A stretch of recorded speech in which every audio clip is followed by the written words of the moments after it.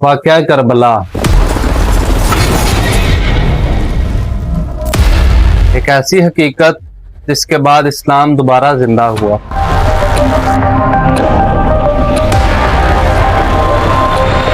आखिर ये वाक़या क्यों पेश आया और क्यों इमाम अली मुकाम हजरत हुसैन रजी अल्लाह ताला अन्हो ने अपनी शहादत को कबूल फरमा ली,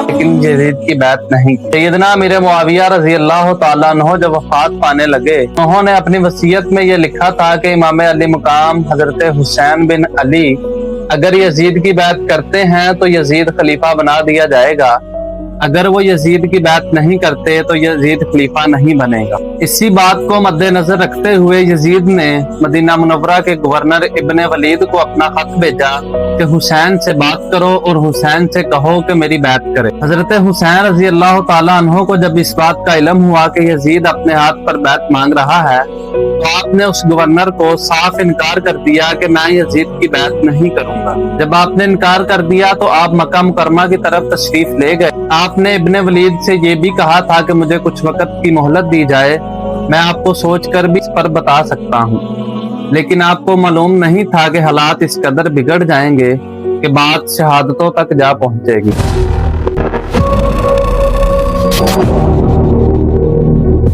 इमाम अली मुकाम मक्का मुकरमा में गए तो वहाँ सहाबाए किराम दीगर सहाबाए किराम से भी आपकी बातचीत हुई, तो सहाबाए किराम ने भी इनकार कर दिया कि हम यजीद की बात नहीं करेंगे।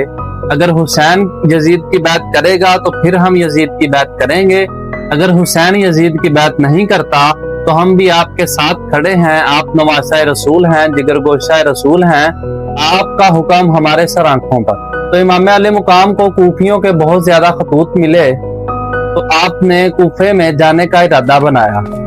3 मोतबर सहाबाए किराम रजी अल्लाह ताला मजमाइन ने हजरत हुसैन को मना किया कि आप कूफे में ना जाएं, कूफे के लोग वादे के कच्चे हैं, ये आपके साथ वफा नहीं करेंगे।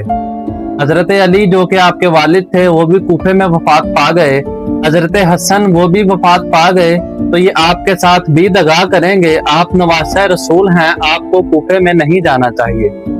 हजरत हुसैन ने कहा कि मुझे इतने ज्यादा खतूत मिले हैं, मैं इनको कैसे मना कर दूं, ये मुझसे वादे कर रहे हैं कि हम आपके साथ खड़े हैं, हम आपके पीछे नमाजें अदा करने के लिए तैयार हैं, तो क्यों ना कूफे जाकर उनके हालात का जायजा लिया जाए। इमाम अली मुकाम से सहाबाए किराम ने अर्ज की, या हुसैन इब्ने अली आप कूफे में ना जाएं, ये लोग दगाबाज हैं। इन बुजुर्गानों के एहतराम में हजरत हुसैन ने ये कहा कि चलो ठीक है, मैं कूफे में नहीं जाता, लेकिन हजरत मुस्लिम बिन अकील को मैं कूफे के हालात का जायजा लेने के लिए भेज देता हूँ। तो सहाबाए किराम मान गए कि ठीक है, आप ऐसा कर लें, इसमें हमें कोई एतराज नहीं।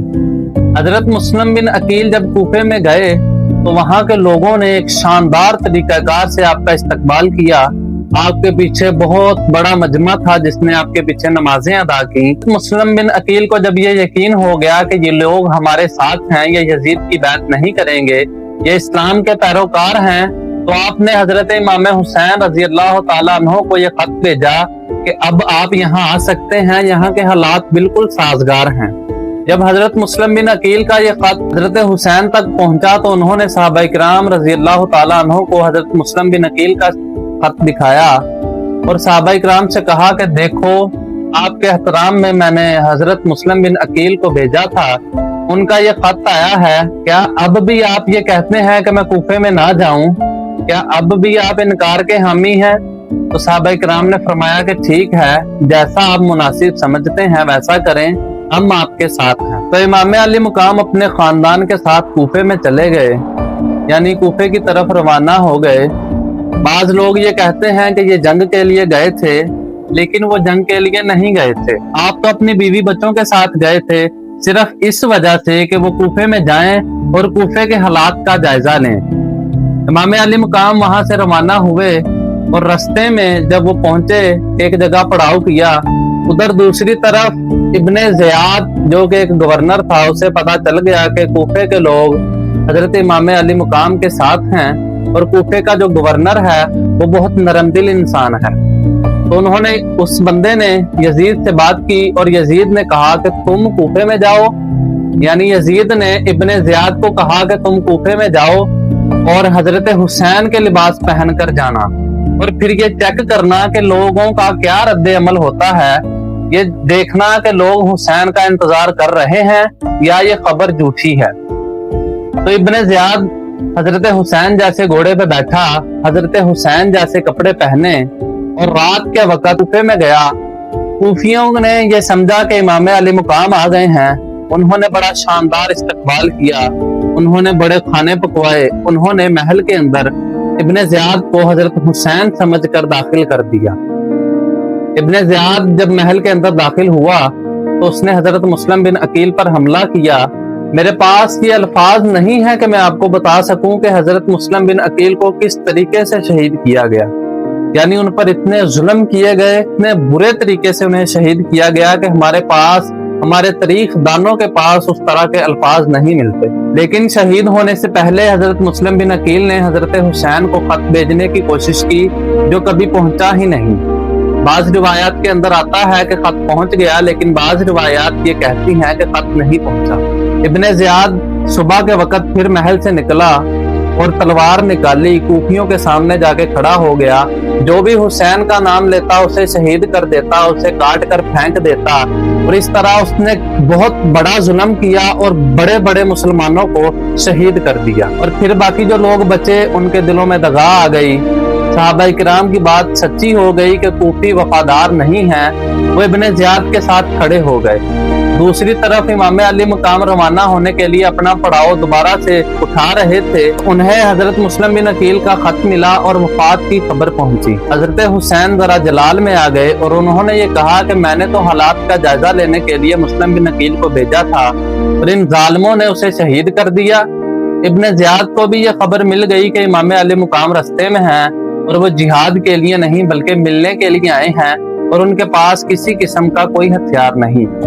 तो इब्ने ज़ियाद ने इब्ने साद, ये भी एक गवर्नर है, उससे 1000 का लश्कर देकर भेजा और कहा कि मुहासरा कर लो। इब्ने साद 1000 का लश्कर लेकर गया और इमाम अली मुकाम के सामने खड़ा हो गया और कहा, ए हुसैन, तुम्हें क्या मसला है, यजीद की बात कर लो। हजरत इमाम अली मुकाम ने कहा कि मेरी 3 शराइत हैं और इन 3 शर्तों में से कोई एक शर्त मान लो। तो इब्ने साद ने कहा कि बताओ हुसैन, तुम्हारी क्या शर्तें हैं। इमाम अली मुकाम ने कहा कि मेरी पहली शर्त यह है कि मुझे यजीद के साथ फेस टू फेस बात करनी दी जाए, यानी मेरी मुलाकात यजीद के साथ करवा दी जाए। और फरमाया मेरी दूसरी शर्त यह है कि मैं जंग के लिए नहीं आया हूँ, मेरे खानदान को छोड़ दिया जाए। तीसरी शर्त यह है कि मुझे इस्लामी सरहदों के बाहर कर दिया जाए, फिर मैं जानूं और मेरा मामला जाने। इब्ने साद ने यह खत लिखा और इब्ने ज़ियाद तक पहुंचाया कि हुसैन ये 3 शर्तें मांग रहा है। जब ये खत इब्ने ज़ियाद ने पढ़ा तो पास शिमर बैठा था। शिमर ने कहा कि तुमने किस गवर्नर को भेज दिया है जो इतना नरम दिल है, इसे चाहिए कि हुसैन के ऊपर जुल्म करे, उसे बैत के लिए मनाए, लेकिन ये तो उसकी शर्तों के खत लिखकर हमें भेज रहा है। तो इब्ने ज़ियाद ने शिमर से बोला कि अब क्या किया जाए। शिमर ने कहा कि मुझे तुम 2000 का लश्कर दो और मैं खुद जाता हूँ और खुद जाके जायजा लेता हूँ, फिर तुमको खत भेज दूंगा। यहाँ पर एक सवाल उठता है कि शिमर कौन है। शिमर हजरत अली रजी अल्लाह ताला अन्हो का साला है।